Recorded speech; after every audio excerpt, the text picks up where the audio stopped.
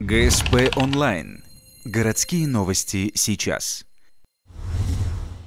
Вторник, 18:00. Спортивный комплекс «Буревестник». Финальные бои в турнире по боксу, посвященному Эдуарду Захарову. Открывшая их товарищеская встреча бойцов из Ухты и Череповца закончилась поражением ухтинца. Однако последующие 3 победы подряд в зачет показали силу местных городских боксеров. Сегодня я боксировал с соперником, которому 4 раза проигрывал, 1 раз выигрывал. Настраивался на весь бой, так как знаю своего соперника. Но тут так получилось, что из осечки его сняли во 2-м раунде. В каждой победе нужно отдать все свои силы, независимо это будет 1 раунд или 3. Это эмоции, силы, слезы, кровь, пот, это все. Денис одержал техническую победу над противником из Сыктывкара, что позволило ему занять 1-е место в категории до 56 килограммов. Всего же за свою карьеру он провел 92 боя, из которых выиграл 68.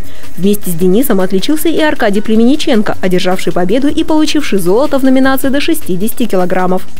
Сейчас уже в Ухте 3 чемпиона. Сегодня сейчас одержал мальчик Аркадий Племенниченко, одержал победу над мастером спорта, хотя сам является кандидатом в мастера спорта. И он еще как бы юниор, а уже выиграл у взрослого парня, достойненько провел бой. Всего же ухтинские бойцы завоевали 4 золотых, 2 серебряных и 5 бронзовых медалей. Как отмечает тренер нашей команды, ребята выступили неплохо, однако расслабляться не стоит. На тренировке они будут выявлять ошибки, допущенные здесь, на турнире. Ведь следует готовиться к следующему мероприятию – чемпионату Республики Коми, а за ним и к чемпионату России.